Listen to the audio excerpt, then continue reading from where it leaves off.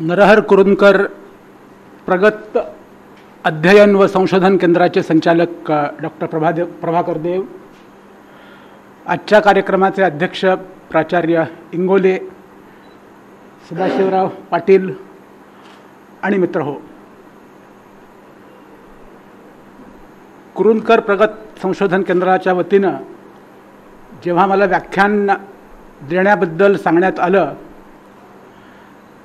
तेव्हा मला आनंद वाटला.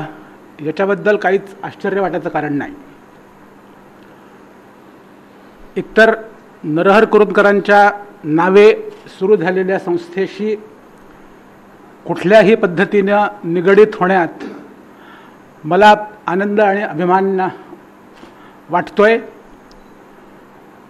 1965 ते 1985 म्हणजे ते जाईपर्यंत 84 सालापर्यंत 82 सालापर्यंत जे कोणी मराठीत किंवा मराठवाड्यामध्ये असतील त्यांच्यावर आणि विशेषतः कॉलेजमध्ये असलेल्या लोकांवर कुरुंदकरांचा परिणाम होणं, त्यांच्या व्याख्यानांचा, त्यांच्या पुस्तकांचा अटळ होतं आणि मी काही त्याला अपवाद नव्हतो. कुरुंदकरांशी थोडाफार वैयक्तिक संबंधही आला होता आणि या सर्व गोष्टींमुळं कुरुंदकर संस्थेशी निगडीत होण्यात मला आनंद आहे. याबद्दल काहीच आश्चर्य नाही. आश्चर्य या गोष्टीचं वाटायला पाहिजे की कुरुंदकर प्रगत संशोधन केंद्राने मला या व्याख्यानासाठी बोलावलं. याबद्दल कुरुंदकरांच्या नावे स्थापन झालेली संस्था अध्यापन आणि संशोधनामध्ये उच्च दर्जा राखेल अशी लोकांची अपेक्षा आहे, समजूत आहे. त्या समजुतीला कदाचित धक्का लागण्याचा संभव आहे माझ्यासारख्या लोकांना बोलवल्यामुळं. यशवंतराव चव्हाण आणि समावेशी राजकारण या विषयावर मी बोलायचं ठरवलं. त्याचं कारण असं की समावेशी राजकारण ह्या कल्पनेचं महत्त्व किंवा ह्या कल्पनेचं रिलेव्हन्स आज देखील आहे अशी माझी कल्पना आहे. यशवंतराव चव्हाणांबद्दल व्यक्तिशः बोलायचं झालं तर त्यांच्या व्यक्तिमत्वातल्या अनेक गुणांबद्दल, त्यांच्याशी ज्यांचा वैयक्तिक संबंध आला होता अशा असंख्य लोकांनी आत्तापर्यंत लिहिलेलं आहे. आणि माझ्यासारख्या माणसाचा ज्यांच्याशी त्यांचा वैयक्तिक संबंध काहीच नव्हता त्यांना यशवंतराव चव्हाणांच्या व्यक्तिमत्वाबद्दल फार काही नवीन सांगणं शक्य नाही. आणि आत्तापर्यंत याबद्दल विविध लोकांनी एवढ्या गोष्टी लिहिलेल्या आहेत की त्यामध्ये आणखीन काही नवीन सांगता येणं शक्य असेल असंही मला वाटत नाही. मग जन्मशताब्दीनिमित्त यशवंतरावांच्या कुठल्या बाबींचा आपण विचार करायचा असा जर विचार आपण करू लागलो तर अशा एखाद्या पैलूचा विचार करावा की ज्याचा आपल्याला वर्तमान काळात देखील काहीतरी उपयोग होईल. या भावनेने या विषयाची मी निवड केली आहे. आपण सामान्यपणानं समावेशी विकास या गोष्टीबद्दल नेहमी बोलतो. जर आर्थिक प्रगती होत असेल आणि आर्थिक प्रगती मोजण्याचं सर्वसामान्य पद्धत राष्ट्रीय उत्पन्नात किती वाढ होते ही असते. आणि 2004 ते 2007 या काळामध्ये आपल्या राष्ट्रीय उत्पन्नात दरवर्षी 9 ते 10% वाढ होऊ लागल्यामुळं ही जी वाढ होतीये त्याचे काय परिणाम होतात किंवा ही वाढ होणं म्हणजेच आपल्या सर्व समस्या सुटल्या असं मानता येईल का या आर्थिक वाढीचे फायदे समाजातल्या सर्व गटांना मिळतात का नाही? जर आर्थिक वाढीचे फायदे फक्त वरच्या ठराविक स्तरातल्या लोकांना मिळत असतील तर या आर्थिक वाढीचे सामाजिक परिणाम काय होतील? जर आर्थिक वाढीच्या मध्ये सर्व थरांचा, विशेषतः गरीब किंवा दुर्बल लोकांचा जर काहीच वाटा नसेल, या वाढीचे जर त्यांना काही फायदे मिळत नसतील तर आपल्या समाजाचं स्वास्थ्य धोक्यात येईल का? हा मुद्दा महत्त्वाचा असल्यामुळं फक्त आर्थिक वाढ होणं पुरेसं नाही, या वाढीचे फायदे समाजातल्या सर्व लोकांना कमी जास्त प्रमाणामध्ये असतील, पण सर्वांना जर ते मिळाले नाहीत, आर्थिक वाढ जर सर्व स्तरांपर्यंत झिरपली नाही तर आर्थिक वाढीची प्रक्रियाच धोक्यात येईल. ही शक्यता असल्यामुळं समावेशी आर्थिक विकास, इन्क्लुझिव्ह इकॉनॉमिक ग्रोथ या गोष्टीचा अलीकडच्या काळामध्ये आपण विचार करायला सुरुवात केलेली आहे. 11व्या पंचवार्षिक योजनेमध्ये विशेषतः या संकल्पनेचा विचार केलेला आहे. त्या अनुषंगाने जर आपल्याला समावेशी राजकारण अशी कल्पना विचारात घेता आली तर तिचा यशवंतरावांच्या जीवनाच्या संदर्भात विचार करता येईल असं मला वाटतं. यशवंतराव चव्हाणांच्या राजकारणाचं वर्णन अनेकदा बेरजेचे राजकारण या पद्धतीने करण्यात आलेलं आहे. आणि बेरजेच्या राजकारणाचा विचार करत असताना एक मुद्दा अर्थातच यशवंतरावांच्या राजकारणाचा फायदा काँग्रेस पक्षाला निवडणुकींच्या द्वारे झाला. 1957 सालच्या निवडणुकीमध्ये काँग्रेसचा पराभव झाला. जरी सरकार परत काँग्रेसचं येऊ शकलं तरी काँग्रेसला मिळालेली मतं आणि काँग्रेसला मिळालेल्या जागा यामध्ये प्रचंड घट झाली होती. आणि जर अशीच परिस्थिती चालू राहिली तर पुढच्या निवडणुकांमध्ये काँग्रेसला कदाचित सत्ता गमवावी लागेल अशी भीती वाटल्यामुळं संयुक्त महाराष्ट्राची मागणी मान्य झाली. संयुक्त महाराष्ट्राची मागणी मान्य होण्यापूर्वी जे द्विभाषिक राज्य निर्माण झालं होतं त्या द्विभाषिक राज्याचे यशवंतराव हे पहिले मुख्यमंत्री होते. आणि ज्या पद्धतीने यशवंतरावांनी द्विभाषिक राज्याचा कारभार चालवला आणि नंतर 1 मे 1960ला संयुक्त महाराष्ट्र स्थापन झाल्यानंतर ते महाराष्ट्राचे मुख्यमंत्री होते जवळपास 2.5 वर्ष. आणि नंतर ते संरक्षण मंत्री म्हणून दिल्लीला गेले आणि नंतर दिल्लीच्या राजकारणात त्यांचा अनेक वर्ष सहभाग असला तरी देखील महाराष्ट्राच्या राजकारणावर त्यांची पकड जवळजवळ 1972-73 सालापर्यंत तरी कायम होती. या काळात देशाच्या पातळीवर काँग्रेस पक्षाला निवडणुकांमध्ये हादरे बसले. विशेषतः 1967च्या निवडणुकीमध्ये अनेक ठिकाणी बिगर काँग्रेस पक्षांची सरकारं आली. पहिल्यांदा आघाड्यांची सरकारं ज्यामध्ये काँग्रेसचा सहभाग नव्हता अशी विविध राज्यांमध्ये स्थापन झाली. पण महाराष्ट्रामधील काँग्रेसची परिस्थिती बळकट होती. आपण जागांचा विचार केला किंवा मतांचा विचार केला तर महाराष्ट्रामध्ये काँग्रेस पक्षाला मजबूती प्राप्त करून देणारं यशवंतरावांचं राजकारण याचा उल्लेख बेरजेचं राजकारण या पद्धतीनं करण्यात आला. यालाच आपण समावेशी राजकारण म्हणू शकतो का या प्रश्नाचा प्रथम विचार करायला पाहिजे. आणि दुसरा मुद्दा विचारात घ्यायला पाहिजे तो असा की समावेशी राजकारण आणि समावेशी विकास यांचा संबंध काय आहे.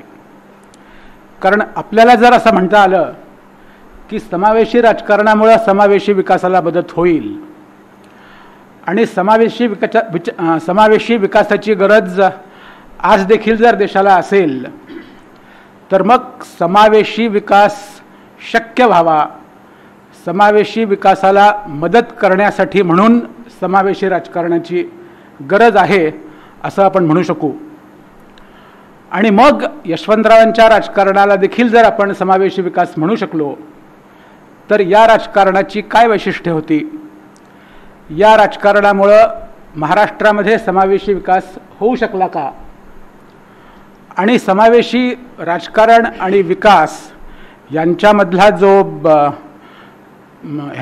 जो परस्पर संबंध तो पुढे किती काळ टिकला किंवा टिकला नसेल तर का टिकला नाही, या सर्व गोष्टींचा जर आपण विचार केला किंवा या सर्व गोष्टींच्या बद्दल आपण काही प्रश्न निर्माण केले तरी देखील त्या विचारांचा, त्या चर्चेचा उपयोग आजच्या काळामध्ये होऊ शकेल असं मला वाटतं.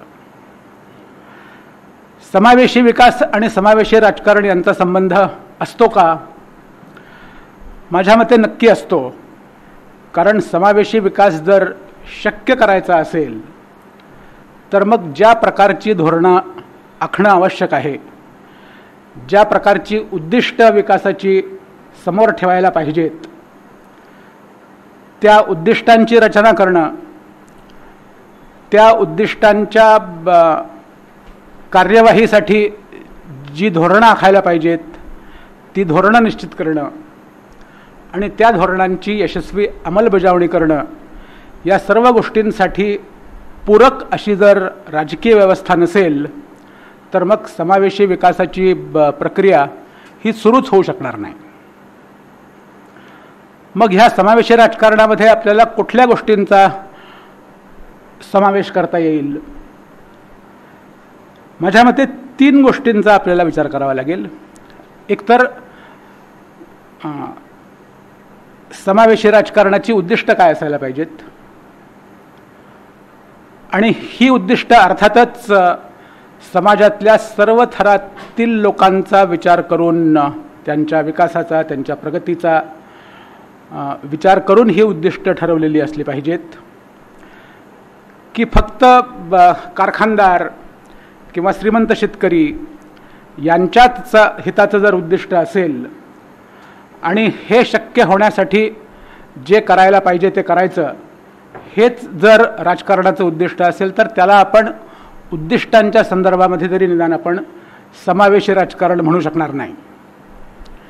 कारण फक्त कारखानदारांची प्रगती होत असेल, फक्त कारखानदारांचा फायदा वाढत असेल आणि कामगारांना त्यापासून काहीच फायदा मिळणार नसेल तर विकासाच्या या प्रक्रियेला आपण समावेशी विकासही म्हणू शकणार नाही.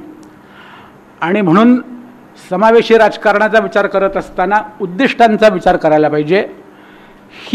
या उद्दिष्टांचा संबंध ही समाजातल्या सर्व स्तरातील लोकांच्या प्रगतीचा विचार या उद्दिष्टांमध्ये होणं गरजेचं आहे.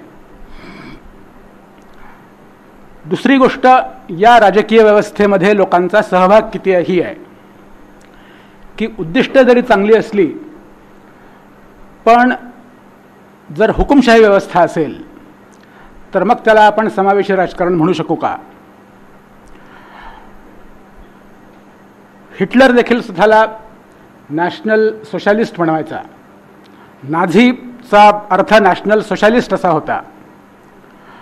आणि राष्ट्रीय समाजवादाची कल्पना ही जर लोकांच्या हिताची असेल तर मग हिटलरला आपण समावेशी राजकारणाचं प्रतीक म्हणून मान्य करू शकतो का? कारण त्या राजकीय व्यवस्थेमध्ये सामान्य लोकांच्या इच्छांचा काहीच प्रतिबिंब त्यामध्ये पडत नाही. म्हणून राजकीय व्यवस्थेमध्ये लोकांचा सहभाग किती आहे आणि जी उद्दिष्ट आखलेली आहेत ती फक्त कागदावर राहतात का त्यांची प्रत्यक्षामध्ये अंमलबजावणी होऊन या उद्दिष्टांचे फायदे लोकांना अनुभवायला मिळतात, ही तिसरी तेवढीच महत्त्वाची गोष्ट आहे. जर अंमलबजावणीच होत नसेल तर मग फक्त उद्दिष्टांचा घोष होईल आणि बोलाचीच कढी आणि बोलाचाच भात अशी परिस्थिती राहिली तर मग उद्दिष्ट जरी कितीही समावेशी असली, ही उद्दिष्ट ठरवण्यामध्ये लोकांचा सहभाग जरी भरपूर असला तरी देखील जर या उद्दिष्टांची अंमलबजावणी होऊ शकली नाही तरी देखील या राजकारणाला आपण यशस्वी समावेशी राजकारण म्हणू शकणार नाही. या तीन गोष्टींच्या दृष्टिकोनातून जर आपण यशवंतरावांचा विचार केला तर आपल्याला असं आढळेल की यशवंतरावांचे प्रयत्न या तिन्ही दृष्टिकोनातून समावेशी राजकारणाचे होते असं आपण म्हणू शकतो.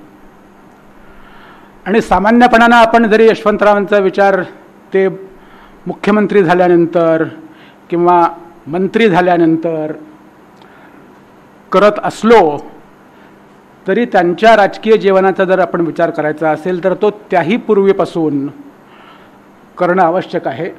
कारण समावेशी राजकारणाची सुरुवात त्यापूर्वीच झालेली होती. किंवा काँग्रेसची जी चळवळ होती ती चळवळच क्रमाक्रमाने समावेशी बनत गेली.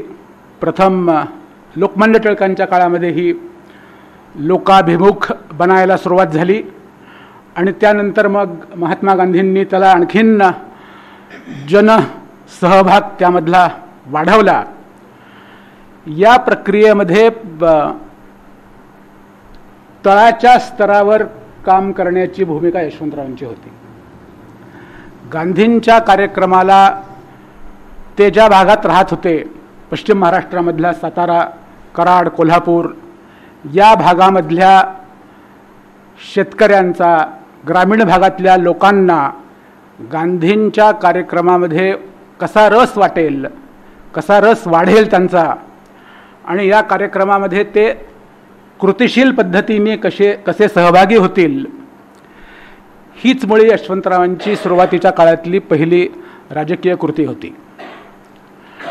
आणि जोपर्यंत स्वातंत्र्य मिळवणं हेच उद्दिष्ट होतं तोपर्यंत मग या उद्दिष्टामध्ये हे उद्दिष्ट समावेशी राजकारणाचं वैशिष्ट्य मानता येतं का नाही? जर स्वातंत्र्य मिळालं तर त्याचे लाभ सर्व लोकांना जर होणार असतील तर मग स्वातंत्र्य हे समावेशी राजकारणाच्या उद्दिष्टांपैकी किंवा समावेशी राजकारणाच्या उद्दिष्टांशी मिळतं जुळतं असं आपण मानू शकतो. हे उद्दिष्ट साध्य करण्यासाठी लोकांचा सहभाग वाढायला पाहिजे, हेच मुळे यशवंतरावांचे प्रयत्न त्या काळामध्ये चालू होते.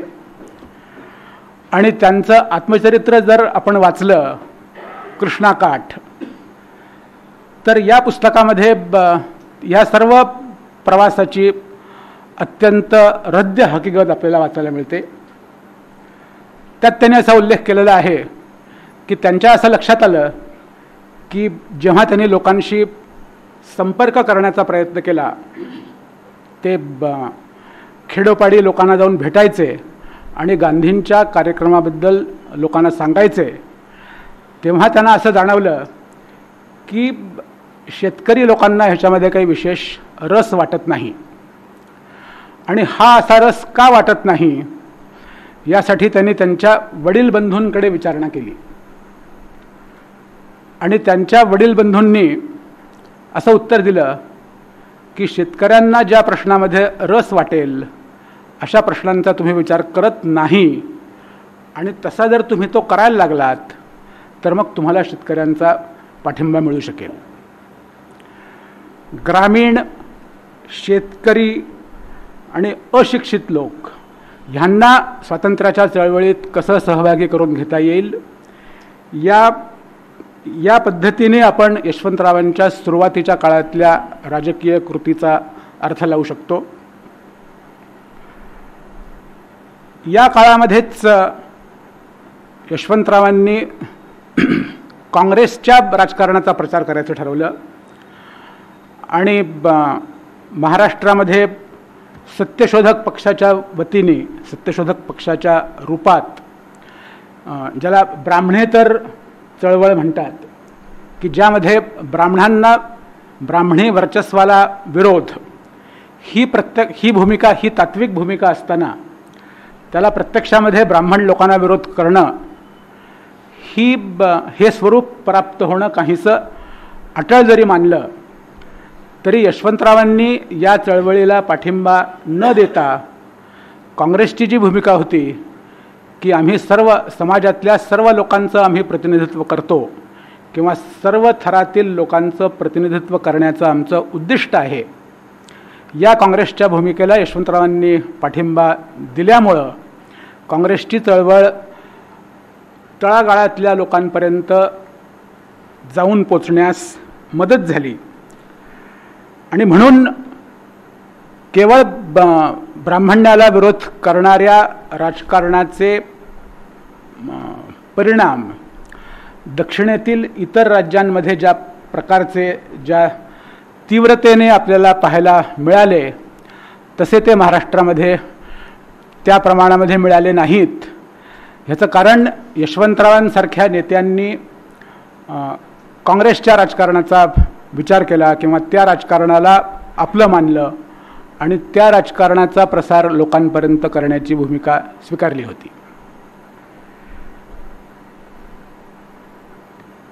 यानंतर जेव्हा यशवंतरावांचा सत्तेशी संबंध आला तेव्हा देखील त्यांचे प्रयत्न आणि त्यांच्यातर्फे काँग्रेस सरकारचे किंवा काँग्रेस शासनाचे प्रयत्न जे होते ते अर्थातच विकासासंबंधीचे होते. आणि विकास सर्व लोकांचा असला पाहिजे, विकासामध्ये सर्व लोकांचा सहभाग असला पाहिजे, ही सरकारची भूमिका होती. आणि राजकीय प्रक्रियेमध्ये अधिकाधिक लोकांचा सहभाग असायला पाहिजे, त्यासाठी ज्या संस्थात्मक सुधारणा करणं आवश्यक होतं त्या करण्याची भूमिका देखील काँग्रेसने घेतली. उदाहरणार्थ आपण जर सर्वसमावेशक राज्यकारभार किंवा सर्वसमावेशक विकासाचं उद्दिष्ट या पद्धतीनं आपण विचार करायला सुरुवात केली तर महाराष्ट्रामध्ये सरकारची भूमिका ही होती की शिक्षणाचा प्रचार होणं आवश्यक असल्यामुळं शिक्षण प्रसाराला सरकारने मदत करायला पाहिजे. आणि या गोष्टीला मदत होण्यासाठी वेगवेगळ्या ठिकाणी उच्च शिक्षणाच्या संस्था स्थापन करणं, मराठवाडा विद्यापीठाची स्थापना किंवा शिवाजी विद्यापीठाची स्थापना, या सर्व गोष्टी महाराष्ट्र सरकारने सुरुवातीच्या काळामध्ये केल्या. फक्त कॉलेजेस आणि विद्यापीठं काढून विद्यार्थ्यांपर्यंत शिक्षण पोचेल याची खात्री नसल्यामुळं विद्यार्थ्यांना शिक्षण घेण्यासाठी ज्या इतर सवलतींची किंवा सोयींची गरज असते त्या सोयी कशा मिळतील याचा विचार देखील त्यावेळेला सरकारतर्फे केला गेला. आणि ज्याला आपण पुढे EBCची सवलत म्हणायला लागलो की आर्थिकदृष्ट्या मागासलेल्या मुलांना त्यांची फी सरकार भरेल, या एका गोष्टीमुळे शिक्षणाचा प्रचार होण्याला खूप मदत झाली असावी. आणि ही गोष्ट देखील या काळात सरकारने सुरू केली होती. किंवा डोक्यावरून मैला वाहून नेण्याची पद्धत, भंगी काम करण्यासाठी जो मैला असतो तो एकेकाळी भंगी लोक त्यांच्या डोक्यावरून वाहून न्यायचे आणि त्याला कायद्याने बंदी करणारा पुढे अनेक राज्यामध्ये झाली, पण त्याची सुरुवात महाराष्ट्र राज्यामध्ये करण्यात आली. किंवा महार वतन रद्द करणं, ही गोष्ट देखील पहिल्यांदा महाराष्ट्रामध्ये मान्य करण्यात आली. यासारख्या विविध निर्णयांमधून असं जर लोकांना वाटत होतं त्या काळामध्ये की सरकारची धोरणं ही प्रागतिक आहेत, त्यामध्ये समाजातल्या विविध लोकांची प्रगती होऊ शकते, सरकारचं असं धोरण तर होतंच, पण त्या धोरणावर लोकांचा विश्वास बसेल असं किंवा लोकांना विश्वास वाटेल असं वातावरण निर्माण होण्यासाठी या सर्व निर्णयांची मदत त्या काळामध्ये झाली. ज्याला आपण विश्वासार्हता म्हणतो, की मी जे काय सांगतोय तुम्हाला ते तुम्हाला त्याच्यावर तुमचा विश्वास बसतो का नाही, ही महत्त्वाची गोष्ट आहे. तर तसा विश्वास तेव्हा मग सरकारबद्दल लोकांना वाटायला लागला, कारण या प्रकारच्या धोरणांच्या अंमलबजावणीमुळं सरकारची विश्वासार्हता वाढली. लोकांच्या सहभागाचा जर विचार केला आपण, की धोरण प्रक्रियेमध्ये लोकांचा सहभाग कसा वाढेल, की लोकशाहीचा विचार करताना आपण सामान्यपणानं निवडणुकांचा विचार करतो. निवडणुकांमध्ये मतदानाद्वारे लोक सहभागी होतात, आपले लोकप्रतिनिधी निवडतात आणि या लोकप्रतिनिधींच्या हाती सत्ता असल्यामुळं सत्ता स्थापनेमध्ये लोकांचा सहभाग किती आहे हे सामान्यतः मतदानाच्या आकडेवारीवरून मोजलं जातं. पण दरवर्षी निवडणुका होणं आणि त्या दरवर्षी नव्हे, जी काय निवडणुकीचा काळ आहे, ठराविक वेळेला निवडणुका होणं, या निवडणुकांमध्ये लोकांचा सहभाग असणं, लोकांनी मतदानात भाग घेणं, ही लोकांच्या सहभागाचं प्रमुख वैशिष्ट्य असलं तरी ते एकमेव उद्दिष्ट मानायचं का?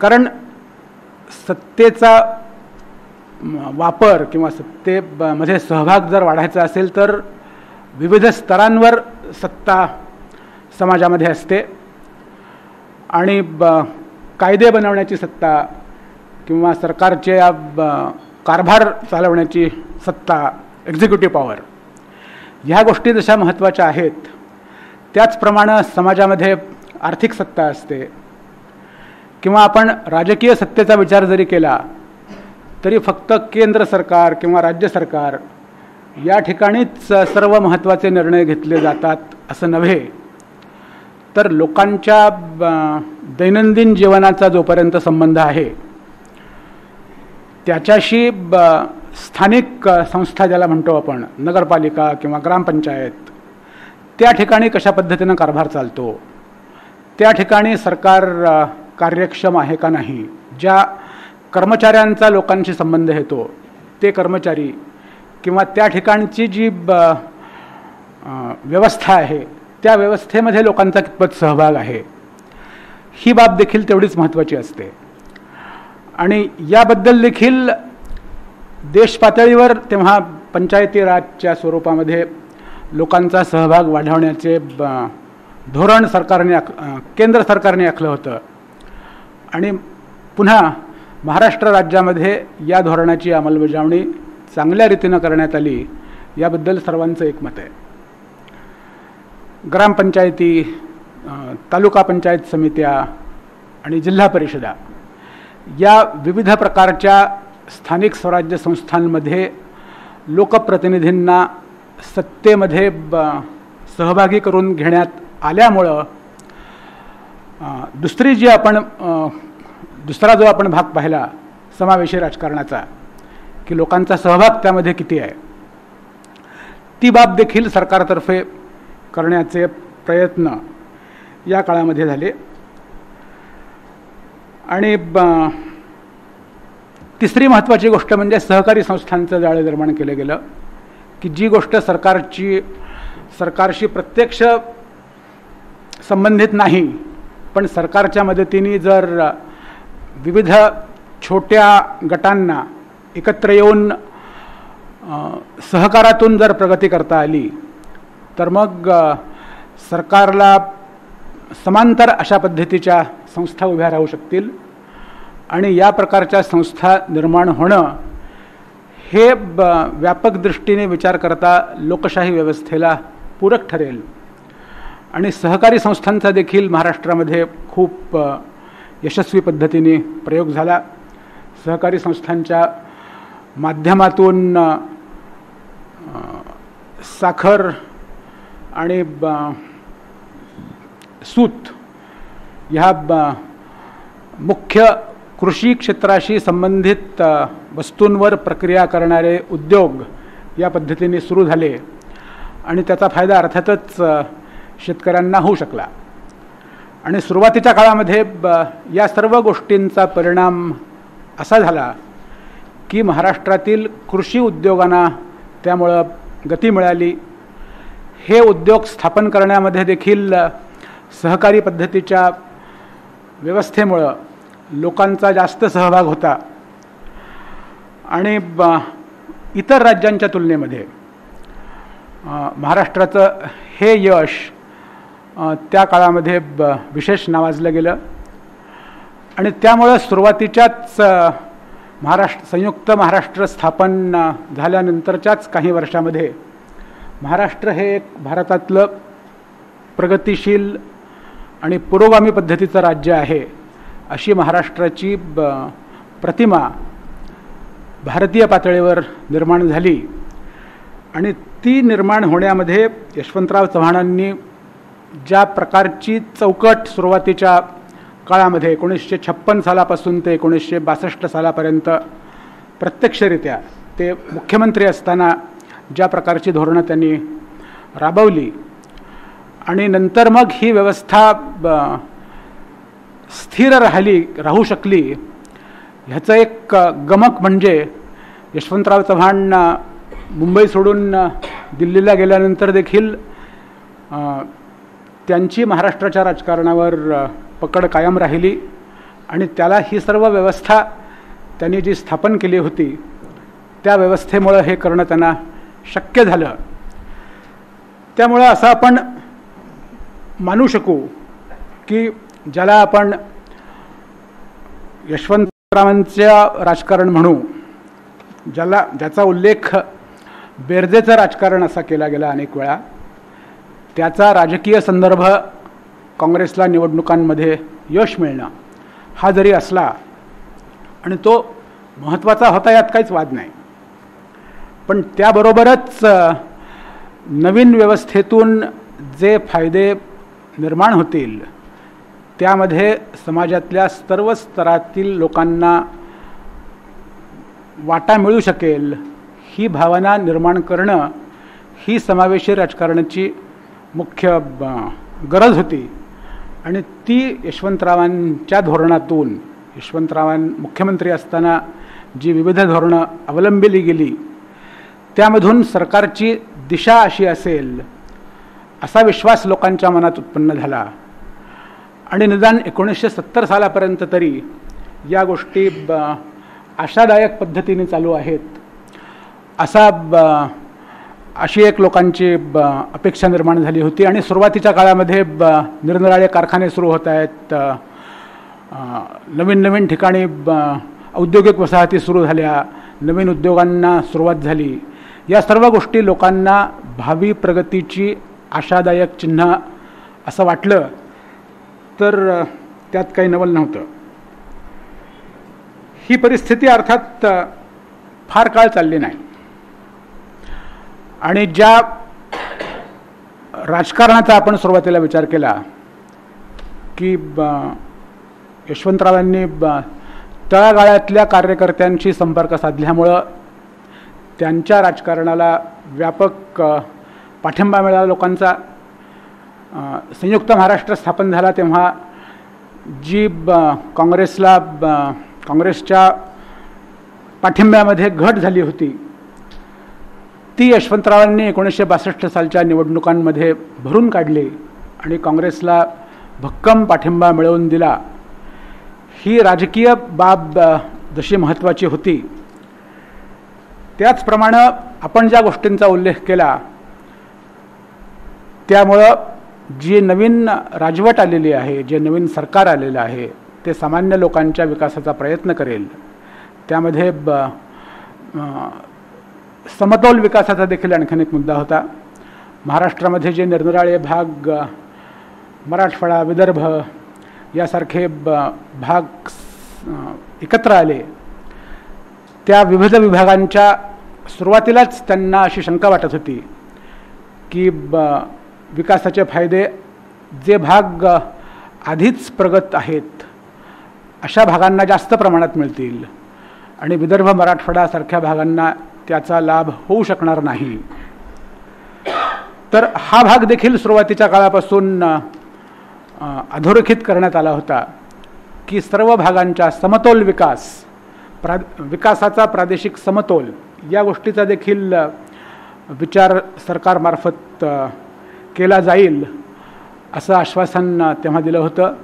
आणि नागपूर कराराच्या रूपाने निदान विदर्भाच्या संदर्भात तरी त्याला एक कायदेशीर आधार प्राप्त झाला होता. ही व्यवस्था अर्थात टिकली नाही. त्याचं एक कारण असं होतं की काँग्रेसच्या राष्ट्रीय पातळीवरचं राजकारण जेव्हा बदललं आणि इंदिरा गांधी पंतप्रधान झाल्यानंतर त्यांनी ज्या पद्धतीने पक्षावर आपली पकड बसवण्याचा प्रयत्न केला आणि तो यशस्वी झाला, त्याचं मुख्य सूत्र असं होतं की इंदिरा गांधींनी प्रत्यक्ष मतदारांशी थेट संपर्क साधण्यावर भर दिला होता. पक्षाची जी संघटना होती, विविध काँग्रेस पक्षाचे विविध राज्यातले पक्षाध्यक्ष आणि मुख्यमंत्री यांना महत्त्व न देता जे प्रत्यक्ष मतदार आहेत त्यांचा पाठिंबा आपल्याला जर मिळाला, कारण ह्या संघटना काँग्रेस संघटनेवर इंदिरा गांधींचं काही वर्चस्व नव्हतं किंवा त्यांना या संघटनेकडून पाठिंबा मिळत नव्हता. किंबहुना इंदिरा गांधी पंतप्रधान झाल्यानंतर सुरुवातीची काही वर्ष त्यांना संघटनेशी लढावं लागलं आणि यावरचा उपाय म्हणून त्यांनी प्रत्यक्ष लोकांचा पाठिंबा मिळवण्यावर भर दिला. गरिबी हटाव ही त्यांची जी घोषणा होती, त्या घोषणेचा उद्देश जे मतदार निवडणुकामध्ये सहभागी होणार आहेत त्यांनी जर इंदिरा गांधींच्या कार्यक्रमाला मतं दिली आणि ती मतं जर भरपूर प्रमाणात पडली तर मग राज्यामध्ये कोण अध्यक्ष आहेत आणि प्रांतिक काँग्रेसमध्ये कुठले गट आहेत, त्या गटांचा पाठिंबा मिळाला नाही तरी आपण काँग्रेसवर कब्जा करू शकतो, ही इंदिरा गांधींची रणनीती असल्यामुळं त्यांचा आणि यशवंतरावांचा विरोध येणं अटळ होतं. ही एक बाब झाली. आणि त्या काळामध्ये यशवंतरावांनी काय भूमिका घेतल्या? राष्ट्रपतीपदाच्या निवडणुकीमध्ये यशवंतरावांनी संघटना काँग्रेसला पाठिंबा दिला आणि नंतर लगेच मग त्यांनी बाजू बदलून इंदिरा गांधींच्या समाजवादाच्या कार्यक्रमाला पाठिंबा दिला. या गोष्टींवर आपण चर्चा करण्यात काहीच अर्थ नाही, कारण त्या गोष्टींचा आता फक्त इतिहास म्हणूनच आपण अभ्यास करू शकतो. पण माझा मुख्य मुद्दा असा आहे की यशवंतरावांचं जे समावेशी राजकारण होतं त्याच्यापेक्षा ही बाब वेगळी होती की काँग्रेस पक्षाच्या संघटना मजबूत करून संघटनेचा तळातील लोकांशी संबंध असेल आणि मग ही संघटना जर मजबूत राहिली तर मग काँग्रेसला जो जनाधार प्राप्त होईल तो कायमस्वरूपी असेल.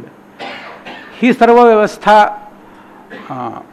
रद्द होऊन त्या जागी एका व्यक्तीचा करिश्मा आणि त्या व्यक्तीचा जो कार्यक्रम आहे त्या कार्यक्रमाला जर प्रत्यक्ष लोकांचा पाठिंबा असेल तर मग मधले सगळे जे मध्यस्थ आहेत किंवा ज्या संस्था आहेत त्यांचं महत्त्व संपतं.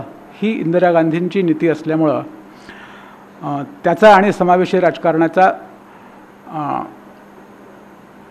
सांधा जुळू शकला नाही. यावर कोणी असं म्हणेल की गरिबी हटाव हेच मुळे समावेशी राजकारणाचा एक नमुना आपल्याला मानता येईल. आणि जर आपण फक्त उद्दिष्टांचा विचार केला तर मग गरिबी हटावच्या राजकारणाची उद्दिष्ट देखील समावेशी राजकारणाशी मिळती जुळती होती असं आपण म्हणू शकतो.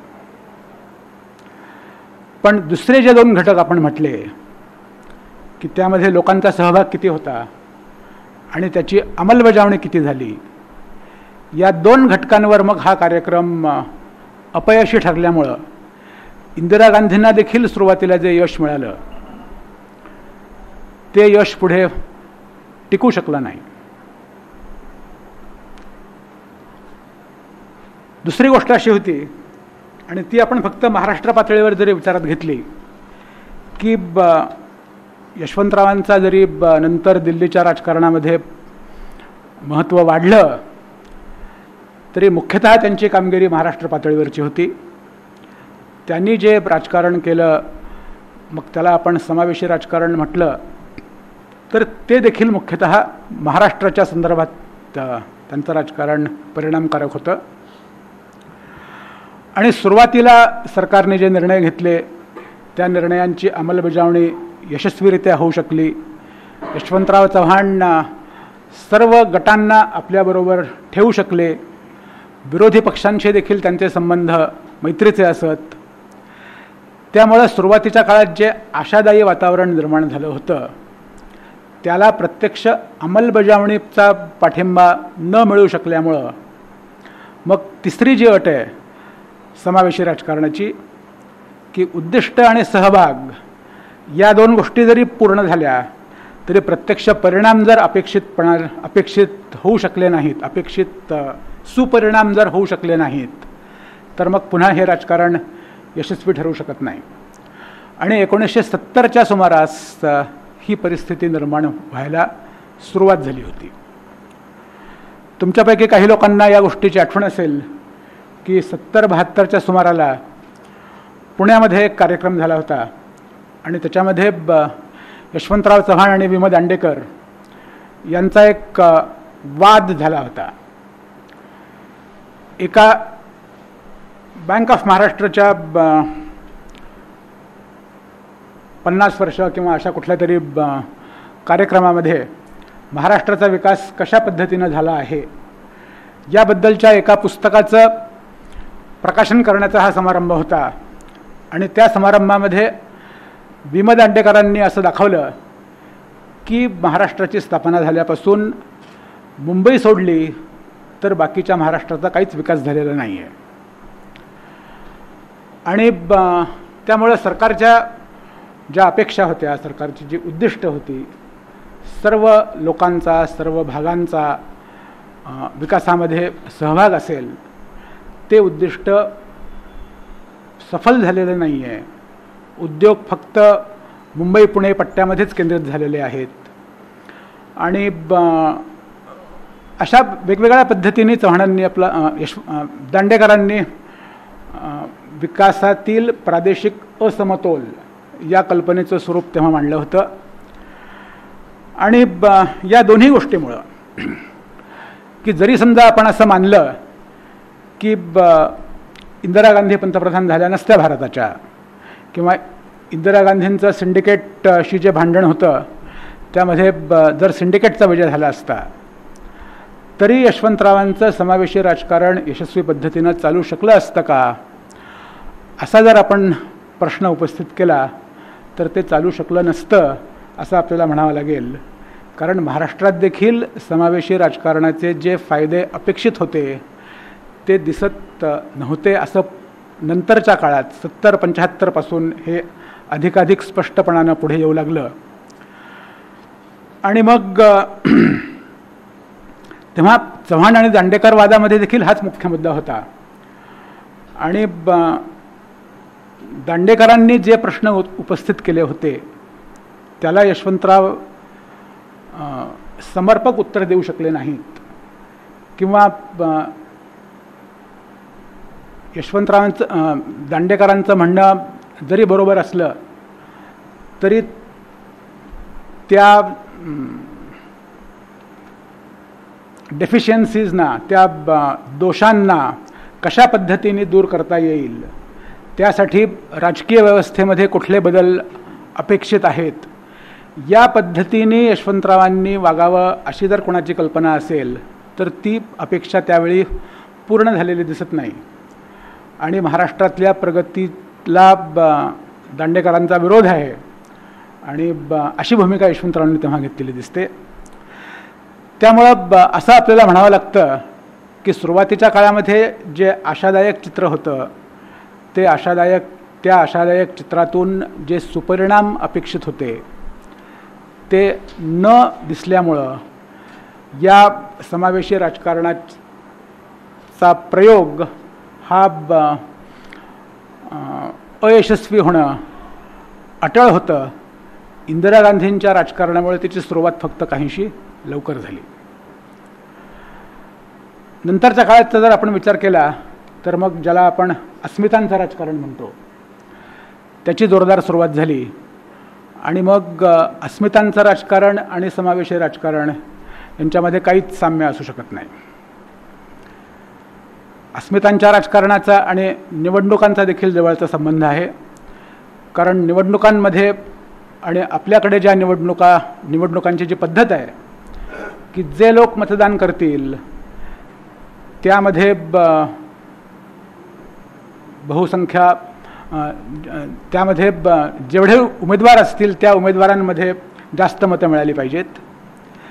त्यामुळं जर उमेदवारांची संख्या खूप असेल तर मग 20% किंवा 25% मतं मिळवून देखील निवडणुकीमध्ये यशस्वी होता येणं शक्य असल्यामुळं अस्मितांच्या राजकारणाचा परिणाम राजकारणामध्ये लोकांचा किंवा उमेदवारांचा सहभाग मोठ्या प्रमाणात वाढला असं जरी दिसलं की आपण जर आकडे पाहिले तर 1960-62च्या सुमाराला महाराष्ट्राच्या विधानसभेमध्ये ज्या निवडणुका व्हायच्या त्याला 700 ते 800 उमेदवार उभे असायचे. आता ही संख्या 4 ते 5 हजारांच्या सुमारास असते. आणि विधानसभेच्या जागा काही फारशा वाढलेल्या नाही आहेत. त्यामुळं मग पंचकोनी लढती सप्तकोनी लढती या प्रकारच्या पद्धतीमध्ये मग जर निवडून येणारा उमेदवार हा जर 1000 किंवा 1500 मतांच्या फरकाने निवडून येऊ शकत असेल तर मग तुम्हाला समावेशी राजकारणाची गरज वाटत नाही. समाजातल्या 20% किंवा 30% लोकांचा पाठिंबा असेल आणि तो पाठिंबा जर आपल्याला निवडणुकांमध्ये मतदान या स्वरूपात तो परिवर्तित करता आला तर मग एका छोट्या गटांचेच हितसंबंध राखण्याची भूमिका घेऊन निवडणुकांमध्ये यश मिळू शकतं. ही परिस्थिती सध्या निर्माण झालेली असल्यामुळं आता समावेशी राजकारणाचा जर विचार करायचा असेल आणि तो करणं जरुरीचं आहे याबद्दल फारसे मतभेद असणार नाहीत.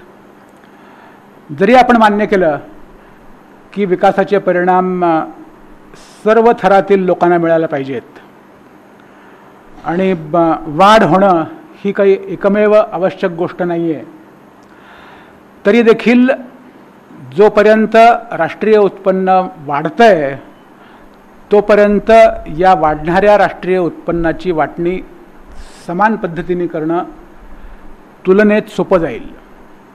जर राष्ट्रीय उत्पन्न वाढणं थांबलं त्यामध्ये जर वाढ होऊ शकली नाही तरी देखील वाटपाचा प्रश्न महत्त्वाचा राहतोच. पण एकंदर उत्पन्न वाढत नसताना समान वाटणी करणं अधिकच कठीण बनतं. त्यामुळं आपण समावेशी विकासाची गरज जरी मान्य केली आणि त्याबद्दलही दुमत असणार नाही तरी हे प्रत्यक्षात जर साधायचं असेल तर मग आर्थिक विकास कशा पद्धतीने आपल्याला साधता येईल आणि तो साधला जात असतानाच आपल्याला कशा पद्धतीने विकासाचे फायदे सर्वांना मिळू शकतील अशी व्यवस्था निर्माण करायची गरज जर असेल तर मग राजकारण देखील समावेशीच राहिलं पाहिजे. आणि ते जर राहायचं असेल तर मग आपल्याला यशवंतरावांनी ज्या गोष्टींचा त्यावेळी उपयोग केला त्या पद्धतीने विचार करून यशवंतरावांनी ज्या गोष्टी प्रत्यक्षात आणल्या त्या पद्धतीने एकतर आपल्याला आज विचार करता येईल आणि यशवंतरावांना ज्या गोष्टीमुळं अपयश आलं किंवा त्यांच्या ज्या गोष्टी चुकल्या त्या आपण कशा टाळू शकू असा देखील आपल्याला विचार करता येईल. की शिक्षणाचा मुद्दा आपण घेतला. शिक्षणाचा प्रसार व्हावा ही त्यावेळी मुख्य गरज होती. आणि सरकारने जी धोरणं स्वीकारली त्यामुळं यामध्ये बरंच यश मिळालं. सरकारचं धोरण 100% बरोबर होतं का त्यामध्ये काही चुका होत्या याबद्दल मतभेद असू शकतात. उदाहरणार्थ असं म्हणता येईल की प्राथमिक शिक्षणाचा ज्या पद्धतीने प्रसार व्हायला हवा होता तो न झाल्यामुळं काही दोष निर्माण झाले किंवा काही दोष अजून टिकून आहेत आणि ते दोष आपल्याला आजही दूर करावे लागतील किंवा अजून देखील ते दोष दूर करण्याची गरज आहेच. पण शिक्षणाचा विचार जर आपण आता करणार असलो तर फक्त शिक्षणाचा प्रसार ही एकच गोष्ट महत्त्वाची नाही, ती पहिल्या टप्प्यात महत्त्वाची असेल, पण आता शिक्षणाच्या दर्जाचा प्रश्न पण महत्त्वाचा झालेला आहे. आता अशी परिस्थिती निर्माण झालेली आहे की फक्त केवळ शिक्षण मिळणं पुरेसं नाही, कारण नंतर जी स्पर्धा निर्माण होते नोकरीसाठी किंवा पुढच्या शिक्षणासाठी त्यावेळी पुन्हा मग शिक्षणाच्या दर्जाचा प्रश्न उत्पन्न होतो. आणि सुरुवातीला जो फरक अशिक्षित आणि सुशिक्षित लोकांमध्ये होता त्याच प्रकारचा फरक आज देखील आपल्याला आढळेल. फक्त तो अशिक्षित आणि सुशिक्षित असा न म्हणता तो शिक्षित आणि सुशिक्षित किंवा शिक्षित आणि चांगला शिक्षित की ज्याच्यामधून काहीतरी कसब निर्माण झालेला आहे हा भेद कायमच राहिलेला आहे. त्यामुळे जर समावेशाचा आपण विचार करणार असलो तर मग शिक्षणाच्या संदर्भामध्ये आपल्याला शैक्षणिक दर्जामध्ये कसे बदल करता येतील ह्याचा विचार करावा लागेल. किंवा ग्रामीण आणि नागरी हा फरक देखील यशवंतरावांना जाणवला होता आणि ग्रामीण आणि नागरी भागाचा देखील आपण नव्याने विचार करण्याची गरज आहे. ह्याच्यामध्ये नवीन पण कुठलं आहे की विकासाच्या प्रक्रियेमध्ये नागरीकरण होणं आपण आवश्यक म्हणू किंवा अटळ म्हणू. आणि महाराष्ट्राचा विचार जरी केला तरी महाराष्ट्र आज भारतातलं सर्वात जास्त नागरीकरण झालेलं राज्य आहे आणि कदाचित आपण ऑलरेडी 50% जास्त नागरीकरण साध्य केलेलं आहे महाराष्ट्रामध्ये. या परिस्थितीमध्ये समावेशी राजकारणाचा विचार जर करायचा असेल तर मग नागरी भागामध्ये ज्या समस्या उत्पन्न होतात त्या समस्यांची सोडवणूक हे सरकारच्या कार्यक्रम पत्रिकेवर असलं पाहिजे. ग्रामीण भाग आणि आपल्याला किती वेळ आहे अजून? ग्रामीण भाग आणि नागरी भाग यामध्ये कशा पद्धतीची समानता असायला पाहिजे हा तर एक मुद्दा आहेच. पण नागरी भागामध्ये वेगळ्या प्रकारच्या समस्या उत्पन्न होतात आणि त्या समस्या उत्पन्न करण्यासाठी ज्या प्रकारच्या संसाधनांची गरज आहे ती त्या संसाधनांची वाटणी होताना नागरी भागातल्या, कारण नागरी भाग हा फक्त भौगोलिक क्षेत्रफळ नाही आहे तर त्यामध्ये लोकसंख्येचा मोठा भाग राहतो आणि त्या लोकांच्या समस्या नागरी भागाच्या समस्या जेव्हा म्हणतो आपण तेव्हा आपण नागरी लोकांच्या समस्यांचा विचार करत असतो. आणि असं जरी आपण एकेकाळी समजत होतो की ग्रामीण विकासाला महत्त्व दिलं पाहिजे, आता ग्रामीण विकासाचा विचार करत असताना नागरी विकासाकडे पण आपण जर दुर्लक्ष केलं तर त्यातून विविध वेगळ्या प्रकारच्या समस्या उत्पन्न होतील. की मुंबईमध्ये जर गर्दीची समस्या आपण नीट हाताळू शकलो नाही तर त्यातून कायदा आणि व्यवस्थेचे देखील प्रश्न उत्पन्न होतात. आणि जर आपण सर्व भागांचा समतोल पद्धतीने विकास करू शकलो तर मग नागरीकरण देखील एका ठिकाणी केंद्रित न होता फक्त मुंबई शहराचा विकास न होता जर तो 5 शहरांच्या ऐवजी 15 शहरात विकसित झाली तर मग नागरी विकास हा देखील जर अधिक समतोल पद्धतीनं झाला तर नागरी समस्यांची देखील तीव्रता एका ठिकाणी केंद्रित न होता ती जास्त मॅनेजेबल राहू शकेल. या पद्धतीनं आपल्याला आज ग्रामीण आणि नागरी भागांचा विचार करावा लागेल. अशा पद्धतीनं जर आपण विचार करू लागलो तर मग समावेशी राजकारणाचा या आजच्या काळामध्ये आपण कसा विचार करू या पद्धतीनं आपल्याला विचार करता येईल. अजून एक गोष्ट या संदर्भामध्ये महत्त्वाची आहे की आता 1960 आणि 2012 या पद्धतीनं विचार करत असताना जागतिकीकरणाचा मुद्दा महत्त्वाचा आहे आणि आपण जरी स्थानिक प्रश्नांचा विचार करत असलो तरी त्याला जागतिक संदर्भ महत्त्वाचा असल्यामुळं की आपण जी धोरणं स्वीकारणार ती खुल्या पद्धतीची असतील का आपण आपल्याला इतर जगापासून बंदिस्त करून मग आपण आपला विकास साधणार असं करणं आता शक्य आहे का.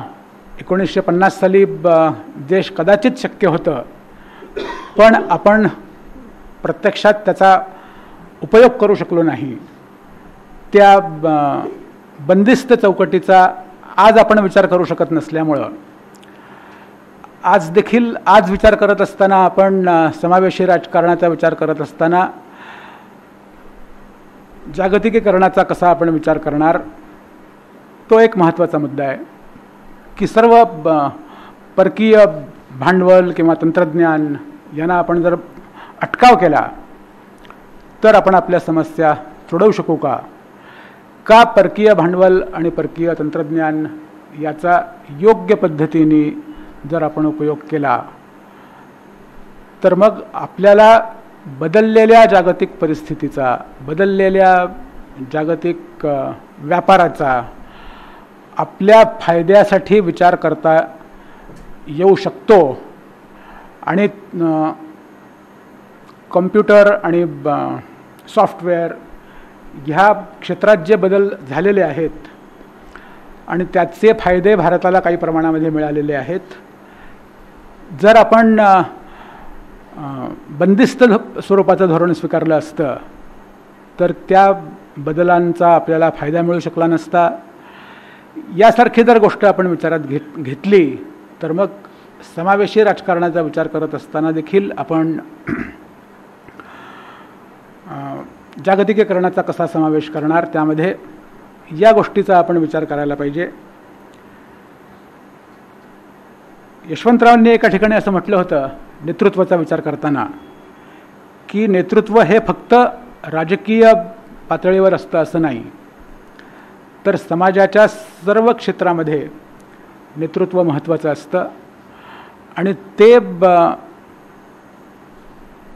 त्यामध्ये वैयक्तिक चारित्र्याचा भाग महत्त्वाचा असतो. पण आज जेव्हा आपण विचार करतो किंवा आज जर आपण त्या गोष्टीचा विचार करू तर वैयक्तिक चारित्र्यापेक्षा देखील ज्याला आपण गव्हर्नन्स किंवा सुप्रशासन म्हणतो त्या मुद्द्याचा विचार जर आपण समावेशी राजकारणामध्ये करू शकलो नाही तरी पुन्हा मग समावेशी विकासाला चालना देणारी चौकट समावेशी राजकारण आपण पुरवू शकणार नाही. की आज आपण कॅश ट्रान्सफरचा मुद्दा विचारात घेतो आहोत की सरकारच्या विविध योजनांचे फायदे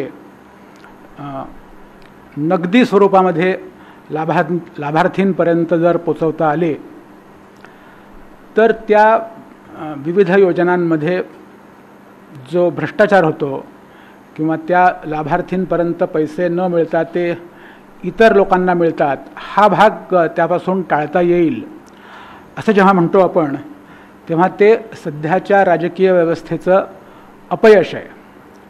आणि असं सुप्रशासन हा मुद्दा जर समावेशी राजकारणाचा केंद्रबिंदू बनू शकला तर मग आपण जे यशवंतरावांचे प्रयत्न होते ते प्रयत्न काय यशस्वी नाही झाले किंवा ते यशस्वी हा मुद्दा जरी आपण बाजूला ठेवला तरी आज जर ते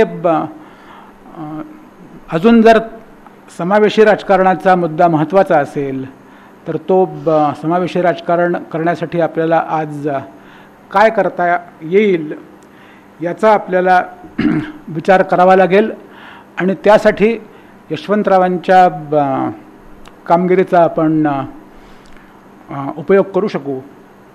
धन्यवाद.